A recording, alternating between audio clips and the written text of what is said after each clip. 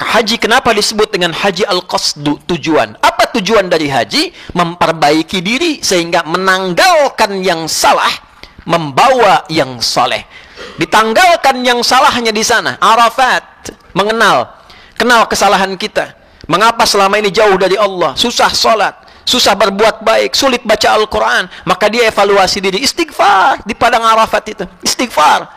Setelah itu dia simpulkan faktornya 3.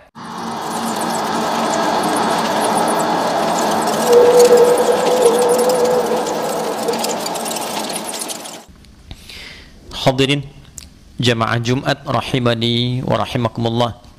Mengawali Jumat ini, khatib ingin mengajak kepada kita semua tanpa kecuali untuk meningkatkan syukur kita kepada Allah Subhanahu wa taala. Alhamdulillah, dari sekian hamba Allah yang beraktivitas sampai detik ini, kita yang masih diberikan kemampuan untuk beriman kepada Allah Subhanahu wa taala. Dan dari sekian hamba Allah yang menyatakan dirinya beriman kepada Allah, kita masih diberikan oleh Allah kemampuan untuk membuktikan keberimanan kita kepada Allah dengan menunaikan ibadah Jumat berjamaah. Semoga Jumat ini dijadikan oleh Allah Subhanahu wa taala sebagai Jumat terbaik yang berkah dari sekian Jumat yang pernah kita lalui.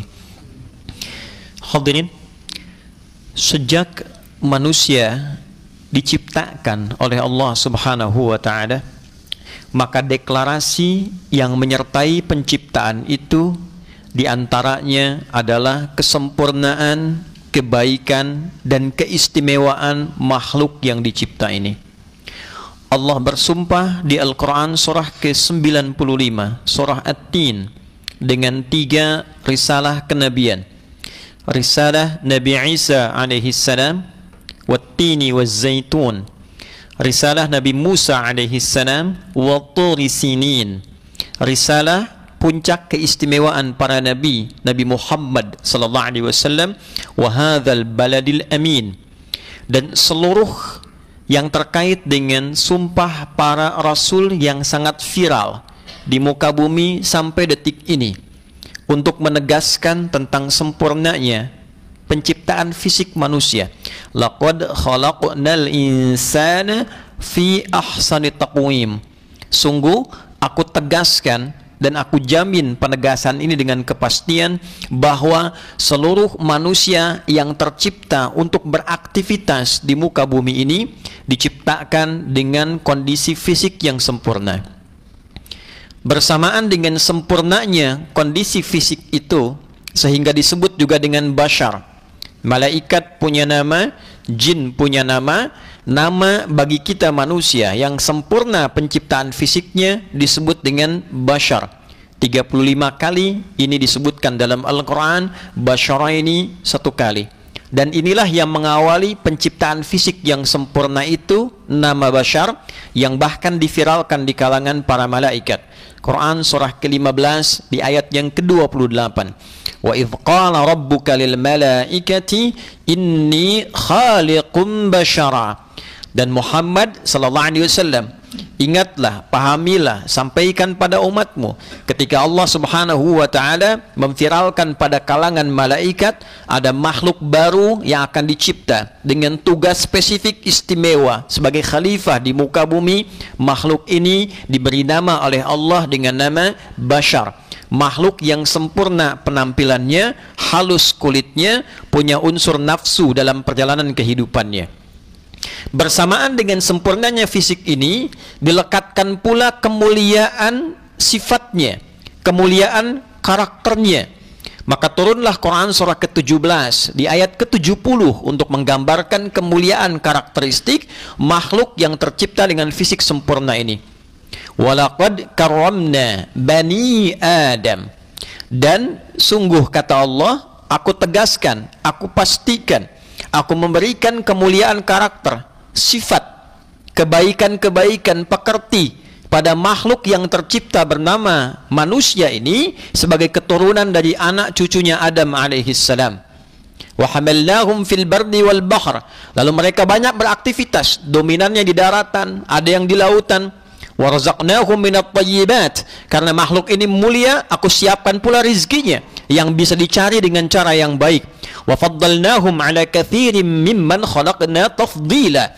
Dan aku berikan keunggulan, kemuliaan melebihi makhluk-makhluk lain yang pernah tercipta. Lebih daripada binatang, lebih daripada tumbuhan, lebih daripada jin, dengan kemuliaan yang melekat pada dirinya. Allah pencipta menyebut dirinya dengan Khaliq.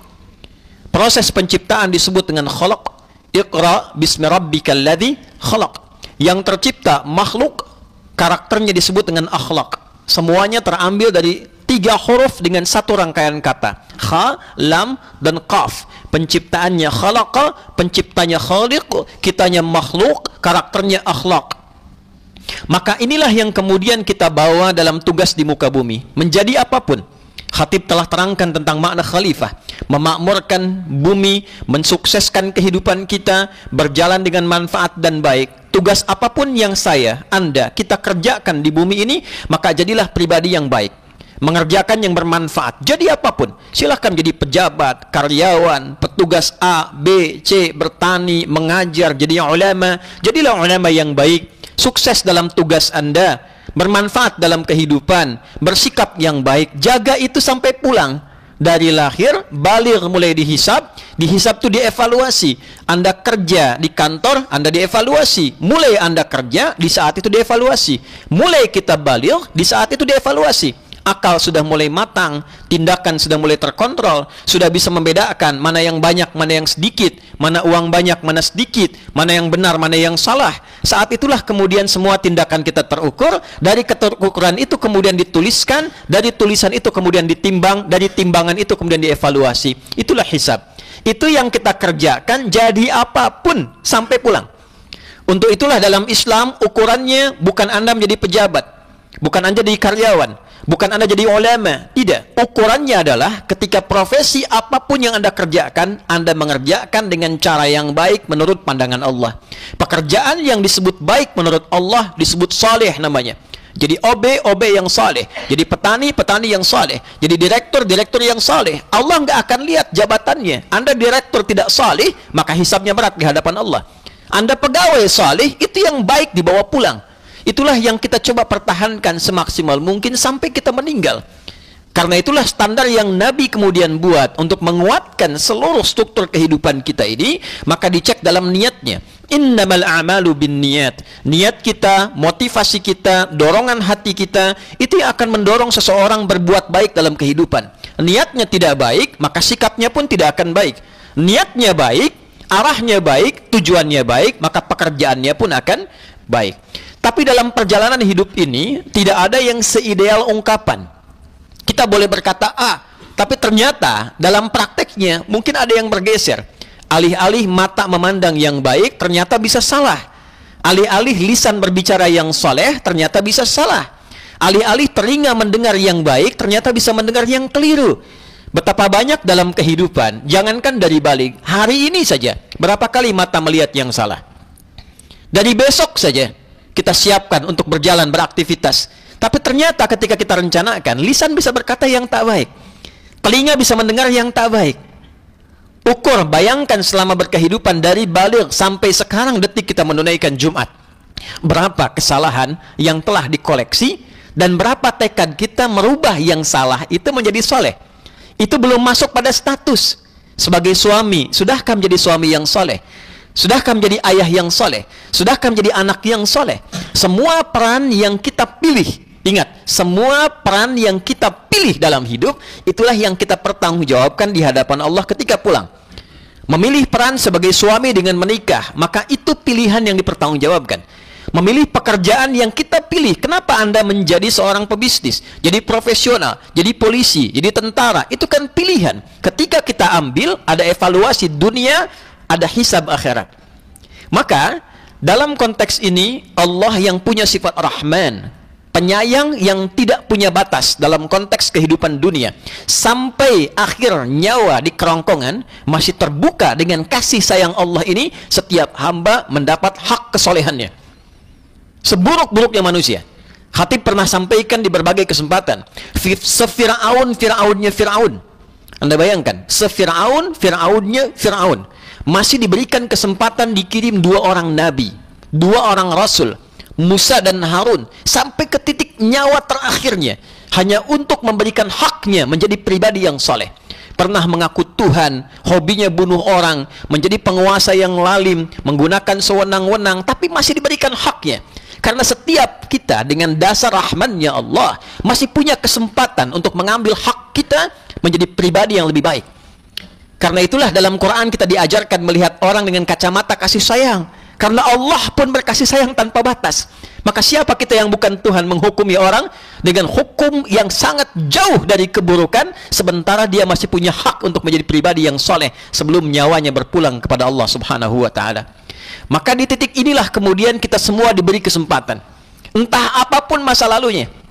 Apa masa lalunya Umar bin Khattab radhiyallahu ta'ala anhu? Apa masa lalunya Abu Dzar Al-Ghifari yang kalau Anda lihat dalam sejarah silahkan telusuri. Siapa itu Muawiyah bin Abi Sufyan? Siapa si fulan? Siapa si fulanah? Dan seterusnya. Tapi bagaimana mereka menjadi pribadi yang bisa dikenang di kemudian hari? Orang hebat, jadi contoh, jadi teladan, jadi inspirasi, dibuat buku di mana-mana dibaca, ditebarkan, diteladani. Siapa mereka sebelumnya?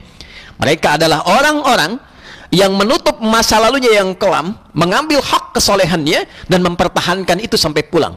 Anda bisa bayangkan, jika 80% hidup digunakan pada yang salah, 20% yang mengambil hak yang soleh, maka 20 itu bisa menutup 80% yang telah berlalu. Bahkan ada di antara mereka yang 95%-nya salah, 5%-nya diambil sebelum meninggal hak kesolehannya, dan 5% itu menutup semua kesalahan yang pernah dilakukan. Solehnya yang viral. Betapa Allah benar dengan janjinya. Qul ya ibadiyalladzina asrafu ala anfusihim la taqnatu min rahmatillah innallaha yaghfirudz dzunuba jami'a. Ya Muhammad sallallahu alaihi wasallam, viralkan pada semua hambaku, viralkan dengan sifat kasihku, duhai hambaku yang pernah punya masa lalu sekelam apapun, seburuk apapun. Israf itu keburukan yang selalu bertambah. Nambah, telinga dengar buruk, lisan berkata yang buruk, mata melihat kepada yang buruk. Tapi ternyata terbersit dalam jiwanya untuk mengambil hak kesolehannya. Saya ingin berubah, saya ingin jadi baik, saya ingin taubat. Sampai kapan saya begini? Kata Allah, la taqnatu min rahmatillah. Jangan kamu simpulkan putus asa untuk mendapatkan rahmat Allah. Aku Rahman, gak ada batasnya. Engkau yang punya batas dengan kematianmu. Sepanjang nyawa belum sampai ke kerongkongan, jangan simpulkan batasan-batasan dalam maafku, kata Allah. Innallaha yaghfirudz dzunuba jami'a. Sungguh tegaskan pada hatimu, yakinkan pada hatimu yang paling dalam, aku Allah akan mengampuni seluruh dosa-dosa yang pernah engkau kerjakan sepanjang engkau mau kembali mengambil hak kesolehanmu. Hadirin, ketika itu diberikan oleh Allah, maka dibentangkan waktu bagi kita untuk mengevaluasi diri. Dalam harian ada malam, menjelang kemudian selesai ke subuh, ada jarak antara malam ke subuh, disebut waktu sahar. Di sahar itulah kemudian Allah bentangkan siapa yang mau istighfar, siapa yang mau berubah. Bahkan turun ayat, wabil ashari hum yastaghfirun. Ada kalangan hambaku, kata Allah, calon penghuni taman surga. Anda bayangkan, ada orang salah, pelaku kriminal yang mengambil kesempatan sebelum subuh, pernah kriminal selama hidupnya, tapi dia mau mengambil kesempatan ini, mengambil hak kesolehannya, disebut oleh Allah calon penghuni taman surga. Yang mengambil kesempatannya dalam setiap malam menjelang subuh, dia istighfar kepada Allah. Wabil ashari hum yastaghfirun. Menjelang subuh dia katakan, astagfirullah, aku salah ya Allah, aku ingin kembali jadi baik. Astaghfirullahalazim alladzi la ilaha illa huwal hayyul qayyum wa atubu ilaih. Bahkan di Quran surah Ali Imran di ayat ke-17 itu disamakan amalannya dengan orang sabar, orang infak, orang-orang pejuang, as-sabirina was-sadiqina wal qanitina wal munfiqina wal mustaghfirina bil ashar. Ada para penyabar, ada orang rajin infak, ada orang khusyuk dalam ibadah, ada orang benar dalam amalannya. Itu senilai dengan orang yang rajin istighfar di waktu subuh, menjelang subuh, menjelang subuh, menjelang azan. Istighfar, istighfar, istighfar. Ada yang pekanan Jumat, di Jumat waktu yang luar biasa, ba'da asar, menjelang maghrib, maksimalkan istighfar, minta rahmat Allah. Ada yang bulanan datang, ada yang tahunan, ada yang sekaligus mengevaluasi dari ujung kepala sampai ujung kaki. Ibadahnya disebut dengan haji. Maka haji kenapa disebut dengan haji al-qasdu, tujuan? Apa tujuan dari haji? Memperbaiki diri sehingga menanggalkan yang salah, membawa yang saleh. Ditanggalkan yang salahnya di sana, Arafat, kenal kesalahan kita. Mengapa selama ini jauh dari Allah, susah sholat, susah berbuat baik, sulit baca Al-Quran. Maka dia evaluasi diri, istighfar di padang Arafat itu, istighfar. Setelah itu dia simpulkan faktornya 3, karena nafsu terlalu dominan. Inilah Aqabah. Maka datang kemudian ke Masy'aril Haram, kemudian datang ke Muzdalifah. Hal dia ingat yang membuat dia terpeleset, bawa batu, kemudian 7 dia lontar di Jamarat. Yang dilontar itu Aqabah. Aqabah itu dalam internal kita, penguasaan nafsu yang terlalu dominan. Kalau ada kita berbuat perilaku yang tidak baik, bukan salah orang, salah kita pada puncaknya. Kenapa nggak bisa menata nafsu kita sendiri? Kalau orang nyogok, kemudian Anda korupsi, yang salah itu bukan orang yang nyogoknya, yang pertama kalinya. Tapi yang salah pertama kali adalah ketidakmampuan kita mengendalikan nafsu. Kenapa diterima? Kalau kita tolak pun kan bisa, tidak mengurangi rezeki. Jadi itulah kenapa yang pertama Aqabah yang dilontar. Setelah kita catat di Arafah, inilah saya. Kekurangannya tuliskan 1, 2, 3, 4, 5 tanggal 9 Dzulhijjah. Malamnya ke-10 kemudian 10 tunda, begitu masuk 10 dini hari berangkat ke Jamarat, lontar bismillahi Allahu akbar, lontar bismillahi Allahu akbar, lontar. Hakikatnya yang dilontar adalah perilaku kita sendiri, sifat-sifat yang tidak baiknya. Yang buruknya dibuang, yang baiknya muncul. Setelah merasa baik itulah menghadap ke arah kiblat dan mengatakan inni wajjahtu wajhiya lilladzi fataras samawati wal arda hanifan muslima wa ma ana minal musyrikin inna salati wa nusuki wa mahyaya wa mamati lillahi rabbil alamin la syarika lahu wa bidzalika umirtu wa ana minal muslimin atau wa ana awwalul muslimin. Ya Allah, aku tegaskan sepenuhnya, aku menghadap diriku sepenuhnya padamu, pencipta langit, bumi dan semesta alam. Selama ini aku sholat, selama ini aku ibadah, sampai aku haji saat ini, aku hidup ya Allah. Kalaupun wafat di tempat ini, atau engkau beri kesempatan aku baru, lembaran hidup baru setelah meninggalkan kota suci ini, aku berjanji akan menjadi muslim yang baik. Aku tidak akan pernah berbuat syirik, dan aku akan berpegang pada ketentuanmu sampai aku kembali kepadamu. Saksikan ya Allah, aku ingin berubah jadi muslim yang lebih baik. Maka saat itulah kemudian dia tawaf. Gambaran dari aktivitas dimulai yang baru. 7 kali, gambaran 7 hari dalam sepekan. Bukan hanya bolak-balik gelap, balik gelap, berangkat gelap, pulang gelap, kena macet, dorong-dorongan, klakson-klaksonan, kadang lihat proyek, dorong-dorongan. Tawaf itu bukan sekedar dorong orang, pengen cium hajar aswad, sampai sewa joki, sampai singkirkan, sungkurkan orang. Tidak, dia bergerak, ritmenya bagus, berputar.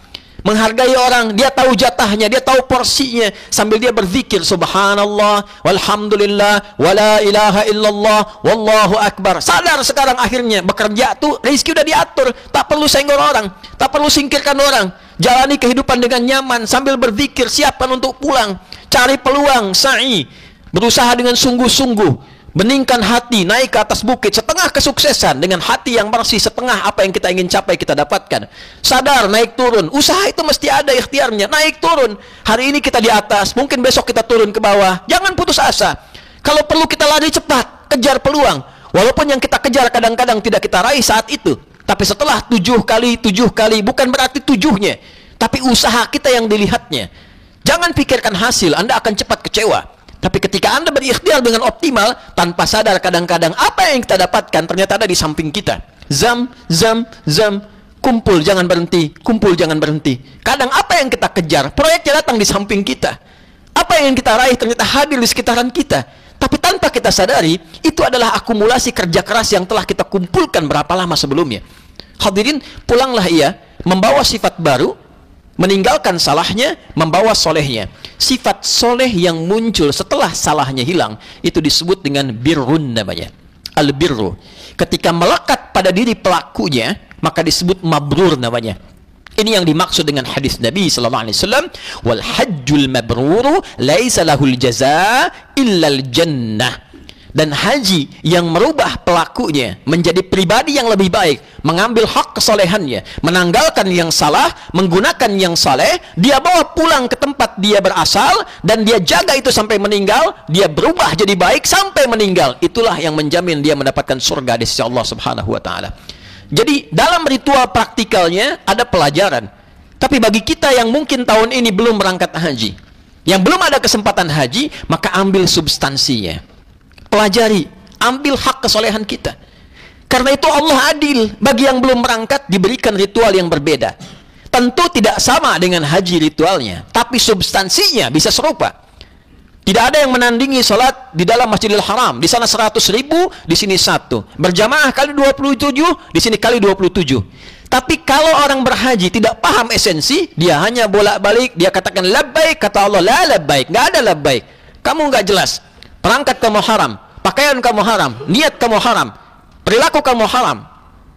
Tapi bagi kita yang belum berangkat, kita doakan semua berhasil dengan baik. Kita di sini ambil esensinya.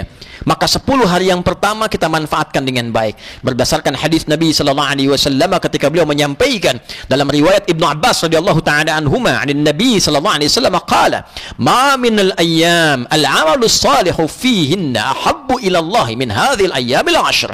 Enggak ada perjalanan hari dalam setahun kecuali yang terbaik itu 10 hari pertama bulan Dzulhijjah. Bertanya sahabat, walal jihadu fi sabilillah ya Rasulullah, apakah jihad fi sabilillah tak mampu menandinginya? Maka menjawab Nabi sallallahu alaihi wasallam, walal jihadu fi sabilillah illa rajulun kharaja bi nafsihi wa malihi wa lam yarji' min dzalika bi syai'. Enggak ada yang menandingi kecuali satu bentuk perjuangan, orang yang berjuang dengan fisiknya, dengan hartanya sampai meninggal dia diniatkan karena Allah, itu yang tertinggi. Yang berhaji, Anda ayah yang bekerja mencari nafkah, ada anak yang berjuang untuk orang tua sampai dia meninggal, dia keluar biaya, dapatkan ongkos, dia niatkan lillah karena Allah, untuk keluarganya nafkah, untuk ibunya, untuk ayahnya, dia keluar, untuk anaknya, untuk istrinya, dia niatkan lillah, meninggal dia di pertengahan, fi sabilillah. Pernahkah tahu kita informasi tentang itu? Hadirin, jika itu dilakukan di 9 pertama Dzulhijjah, hari ke-10-nya kita salat, maka kita kerjakan, tingkatkan amal saleh, tingkatkan puasa, tingkatkan sedekah, tingkatkan bekerja, niatkan lillah sampai hari ke-9 kita puasa. Di sana wukuf Arafah, di sini puasanya namanya sama, puasa Arafah. Siyamu yaumi Arafata anni ahtasibu 'ala Allah an yukaffira sanati allati qablahu wa sanati allati ba'dahu. Puasa di hari orang wukuf. Di sana wukuf, di sini puasa.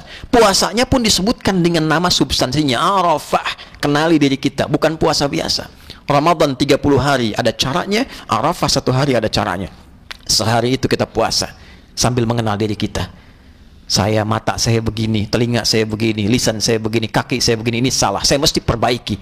Ketika kita sampai buka sadar, ada yang harus kita perbaiki dan kita taubat, maka substansinya dapat seperti orang wukuf di sana. Jika di sana lontar jumrah, di sini menyembelih hewan, sifat hewaninya disembelih, maka insaninya yang muncul. Di sana membaca setelah lontar jumrah inni wajjahtu, di sini pun saat menyembelih bacaannya sama, inni wajjahtu. Silahkan cek dalam hadisnya, semua sama. Maka sekarang pilihan pada kita. Jangan katakan saya belum berhaji sehingga saya nggak berhak mabrur. Mabrur itu substansinya. Jika kita ingin raih itu, memang ritualnya berbeda, keutamaannya banyak di sana. Tapi kita punya pilihan di tahun ini yang belum tentu kembali di tahun depan. Sudah ada banyak orang berpulang, kita yang terpilih masih hidup sampai dengan detik ini. Jika Allah berikan sampai detik ini, hari ini, tahun ini, belum juga membuat kita berubah jadi baik, maka berapa banyak lagi Dzulhijjah yang kita butuhkan sekedar untuk memberi kesempatan kita berubah menjadi pribadi yang lebih baik. Hasilnya adalah korban. Kurban bukan menyembelih hewan.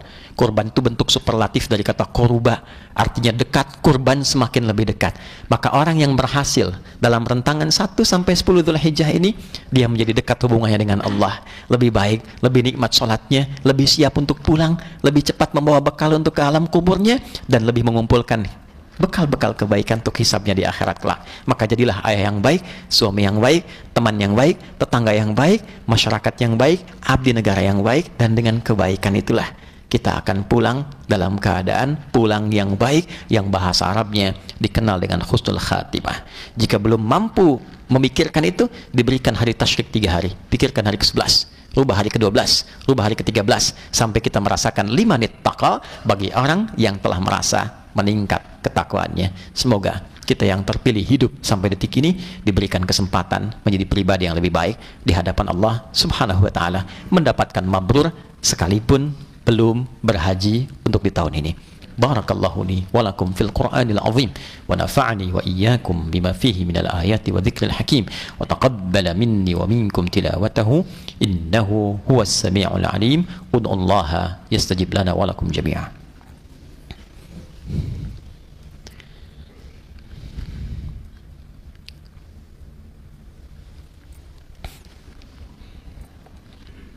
Alhamdulillah wassalatu wassalamu ala rasulillah wa ala alihi wa sahbihi ajma'in wa man walah. Amma ba'd, faya ibadallah, usi nafsi wa iyyakum bitaqwallahi faqad fazal muttaqun fala tamutunna illa wa antum muslimun.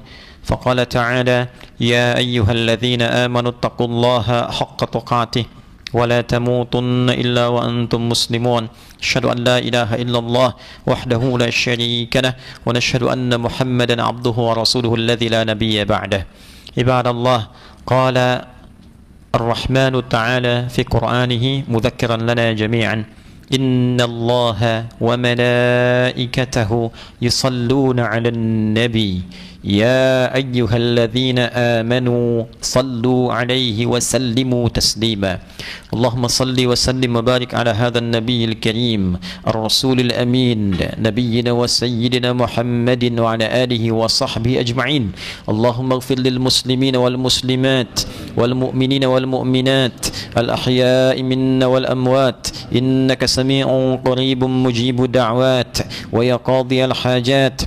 Allahumma taqabbal minna salawatina wa qiyamana wa ruku'ana wa sujudana wa siyamana wa hajjana waj'al hujjaj hajjahum hajjan mabrura wa sa'yahum sa'yan mashkura wa tijaratahum tijaratan lan tabura wa dhanbahum dhanban maghfura wa alhiqna ma'ahum fi rahmatika ya Allah ma'al ladzina an'amta 'alaihim minan nabiyyin was-siddiqin wasyuhada'i was-salihin wa hasuna ulaika rafiqa. Allahumma ya khairan nasirin, Allahumma ansur ikhwatana fi Falastin wa fi kulli makanil mubtalin waj'al ahya'ahum mujahidin fi sabilik wa mautahum syuhada wa alhiqna ma'ahum fi rahmatika ya arhamar rahimin. Wakhfad biladana an Tunisia waj'alha baldatan tayyibatan wa anta tardaha واحفظ أمراءه يا الله واحفظ أمراءها واجعلهم مخلصين لك الدين ليخففوا حسابهم يوم القيامة واجعل يا الله علماءها